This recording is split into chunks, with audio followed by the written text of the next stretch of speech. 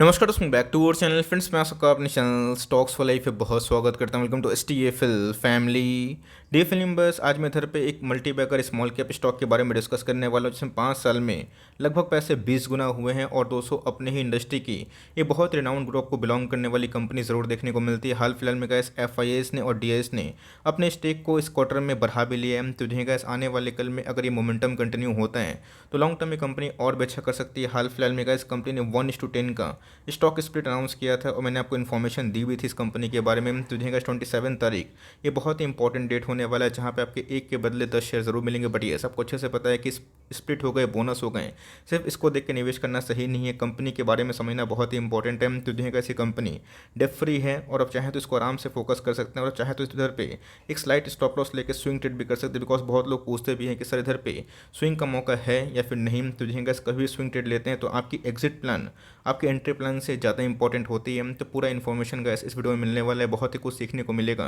Because ये अपने आप में ही काफ़ी इंटरेस्टिंग स्टॉक है। चैनल फर्स्ट टाइम होंगे सब्सक्राइब कर सकते हैं इस तरह क्वालिटी कंटेंट को सबसे पहले एक्सेस करने के लिए। Now without delaying any for time, let's begin. आपको अच्छे से पता है कभी भी FIS और DIS अपने स्टेक को बढ़ाते हैं तो बहुत ही महत्वपूर्ण वो स्टॉक हो जाता है। बिकॉज इसके पहले बहुत सारे स्टॉक्स में हमने ये देखा था कि FIS और DIS ने कंटिन्यूसली बाइंग करी थी और उसके बाद स्टॉक में चाहे वो 6 महीना के बाद हो, 9 महीना के बाद हो, 12 महीना के बाद हो, अच्छी खासी उछाल देखने को जरूर मिल गई थी। तो जो अगर आप देखें प्रोमोटर ने अपने स्टेक को थोड़ा सा ट्रिम किया, तो ऑफकोर्स का प्रोमोटर के वेरियस वजह भी होते हैं। बट यस, ये देखना बनता है वो शेयर पब्लिक के पास गए या फिर स्ट्रॉन्ग हैंड्स के पास गए। तो जो अगर आप देखें तो हर एक क्वार्टर में FIS ने अपने स्टेक को बढ़ाना शुरू कर दिया। FIS का स्टेक गैस अभी के टाइम में 16% के आसपास रही। बात DIS की तो गैस लास्ट क्वार्टर में DIS ने भी अपने स्टेक को बढ़ाया और पब्लिक की होल्डिंग की बात की जाए 29% से अगर आप देखें ये गिर के गैस 21% के आसपास हमें देखने को मिल रही है। तो जो गैस स्ट्रॉन्ग हैंड इधर पे जो शेयर है उसको परचेज कर रहे हैं, अपने आप में गैस को ट्रैक करना बहुत ही महत्वपूर्ण हो जाता है। ऐसा नहीं गैस कि कभी भी FIS और DIS बाइंग करते हैं, सेलिंग करते हैं तो आपको पूरा फोकस करना। बट यस, आपको जरूर ध्यान देना है कि मार्केट में कौन कौन से स्टॉक्स में FIS और DIS ने अपनी होल्डिंग को बढ़ाई है या फिर घटाई जरूर है।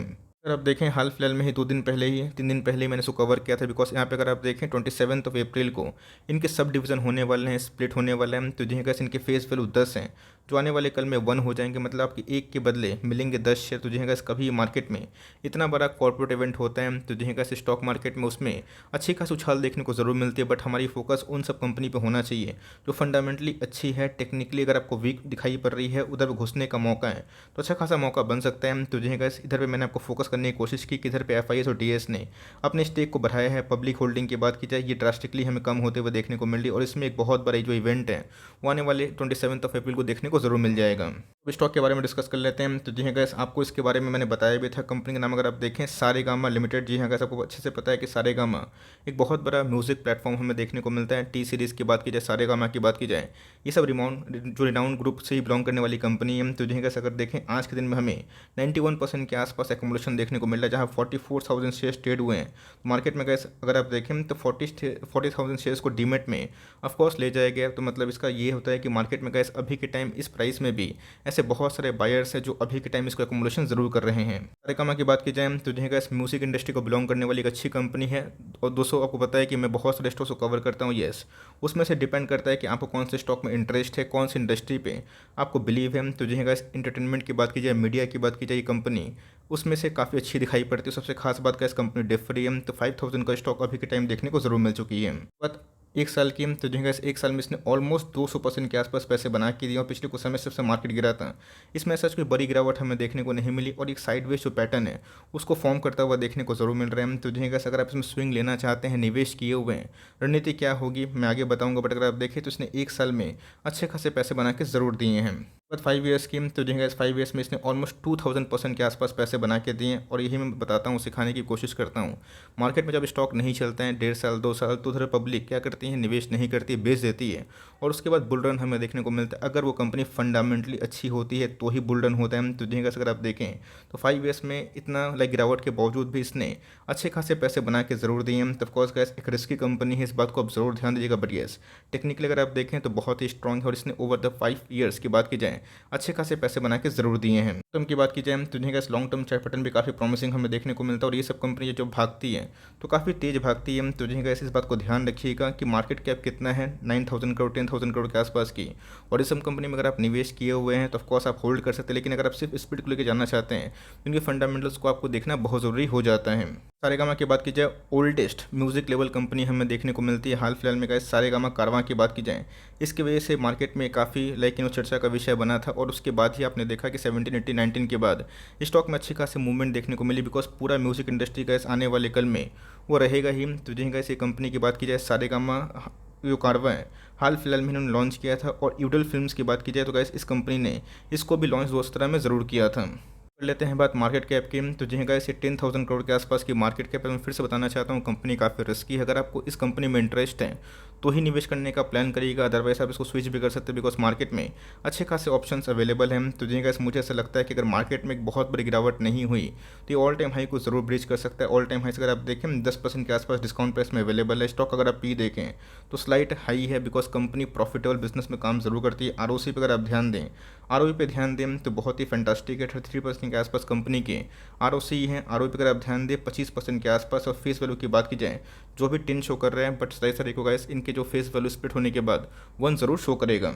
बात कंपनी के परफॉर्मेंस की, तो जो है ये सब कंपनी आपको अच्छे से पता है कि इनके जो मार्जिन्स होते हैं वो काफ़ी हायर साइड पे देखने को ज़रूर मिलते हैं, बिकॉज कंपनी का जो बिजनेस है वो काफ़ी यूनिक है। तो जो है इस कंपनी की सेल्स की बात की जाए हर साल बढ़ते हुए देखने को मिले। और 2021 की बात की जाए इसमें ड्रॉप था, रीज़न आपको अच्छे से पता है कोरोना पैंडेमिक, बट उसके बावजूद अगर आप देखें इनके मार्जिन्स में अच्छी खासी उछाल थी। और यही रीज़न था कि कंपनी ने जो प्रॉफिट है वो बहुत ही अच्छे खासे पेश किए थे, और जिसकी वजह से कंपनी ने अच्छे खासे ऑल टाइम हाई पे ज़रूर गए थे। कंपनी के रिजर्व की, तो जी गाइस ध्यान दीजिएगा कंपनी के पास 626 करोड़ के आसपास रिजर्व्स हैं। तो कंपनी का जो कद है वो छोटी साइज़ की है, बट यस इनके पास जो रिजर्व्स है उस अकॉर्डिंग काफ़ी मजबूत देखने को ज़रूर मिलते हैं। बोरोइंग्स की बात कीजिए मात्र 1 करोड़ के आसपास बोरोइंग्स हैं। तो जी गाइस आप चाहें तो इसको आराम से डिप फ्री कंसिडर ज़रूर कर सकते हैं। तो जी गाइस इसमें बात की जाए बिजनेस मोड ऑफ कोर्स है, बिकॉज म्यूजिक इंडस्ट्री में गाइस ये सबसे पुरानी और रिनाउंड कंपनी है। और यस ऐसा नहीं कि स्टॉक बहुत चल गया तो सिर्फ ऑपरेटर का कांड हुआ, नहीं दोस्तों कंपनी ने पिछले कुछ समय से अच्छे खासे परफॉर्मेंस किए। और रही बात आपके पास अगर लाइक ये स्टॉक है तो आप ट्रैक एंड वॉच करते ही होंगे, इसको आप होल्ड करिए। बट यस अगर आपके पास ये स्टॉक नहीं है और निवेश करना चाहते हैं तो आप अपने अकॉर्डिंग डिसीजन ज़रूर ले सकते हैं। इधर पे निवेश करने का प्लान हो सकता है या फिर नहीं हो सकता है। मैंने क्या बताया कि पहले ही मैं बताऊंगा कि इधर पे लेकिन वो क्या स्टॉप लॉस लेके काम करना है। अगर आप एंट्री करते हैं तो मेक श्योर का इस बिना स्टॉप लॉस का काम ना करें, भले वो हिट ही क्यों ना हो जाए। बिकॉज हम लोग जब स्विंग करते हैं तो देखिए गाइस हमारे पास रिस्क की भी प्रोबेबिलिटी होती है और रिवॉर्ड भी होता है। तो अगर आपके पास रिस्क नहीं रहेगा तो रिवॉर्ड मिलेगा ही नहीं। तो मेरे हिसाब से कैसे अगर आप चाहें स्विंग ट्रेड लेना तो देखिए गाइस कभी भी स्टॉक फिर से 100-200 के आसपास करेक्शन में मिलता है, मतलब 4850 के आसपास, 4900 के आसपास, आप चाहें तो 4400 के आसपास एक स्लाइट स्टॉप लॉस लेके फर्दर जो टारगेट है 6000 के आसपास लेने का सोच सकते हैं। डाउनसाइड की बात की जाए तो गाइस 10% का रिस्क है। रिवॉर्ड की बात की जाए 20% के आसपास मिल सकते हैं। तो देखिए गाइस 1:2 का जो रिस्क टू रिवॉर्ड है अगर आपको जाना चाहते हैं तो जा सकते हैं। बट यस अपना जो स्टॉप लॉस है 4400 के आसपास इसको ज़रूर रखें। आपको लगता है कि मार्केट में बेटर ऑप्शंस अवेलेबल हैं तब उधर पे जा भी सकते हैं। बट कंपनी की बात की जाए स्मॉल कैप में अच्छी कंपनी है। बिजनेस की बात की जाए काफ़ी लाइक पकड़ भी है। तो कंपनी डिफ फ्री होने के साथ साथ जो स्ट्रॉन्ग प्रोमोटर होल्डिंग की बात की जाए वो भी है। और रही बात एफआईएस और डीआईएस ने जो अपने स्टेक को बढ़ाए हैं इसको आप फोकस में ज़रूर रखें। अब चाहें तो स्प्लिट के बाद भी निवेश करने का प्लान कर सकते हैं, कोई ख़राब नहीं है। अगर आपके पास होल्डिंग कैपेसिटी बहुत ही लंबी है तो ही हाथ डालिएगा। फॉर लॉन्ग टर्म इन्वेस्टर मैं एक ही बात बोलूँगा कि अगर आपको स्विंग नहीं लेना है, मोमेंटम को चेंज नहीं करना है, तब चाहे तो स्प्लिट का वेट कर सकते हैं। स्प्लिट के बाद अगर करेक्शन होगा तो वहाँ पे घुसने का मौका हो सकता है। ये गाइस इनके लिए हम जिनको स्विंग ट्रेड करना पसंद होता है, मैं फिर से बताना चाहता हूँ कि आप चाहें तो स्विंग ट्रेड कर सकते हैं। बट यस ध्यान रखिएगा 4400 का जो स्टॉप लॉस है उसके बिना मत डरिएगा, बिकॉज सिर्फ और सिर्फ स्प्लिट के चक्कर में जाना सही नहीं होता। बट यस आपके पास है, होल्ड करिए, कंपनी अच्छी है लॉन्ग टर्म में। स्प्लिट के बाद जब बहुत सारे शेयर्स हो जाएंगे तो आपको लॉन्ग टर्म का बेनिफिट ज़रूर मिल सकता है। आई होप मेरा एफर्ट आपको अच्छा लगा। वीडियो सही लगे तो एक लाइक कर दीजिएगा। चैनल फर्स्ट टाइम होंगे तो यहाँ से सब्सक्राइब करना भूलिएगा। फर्दर कोई डाउट है उसको ज़रूर ड्रॉप कर सकते हैं, और कुछ रिव्यू चाहिए उसका भी नाम ड्रॉप करना भूलिएगा। I would love to make a video on your demand. Guys मिलते हैं जल्दी ही, तब तक के लिए bye. Thanks for listening friends, God bless you all.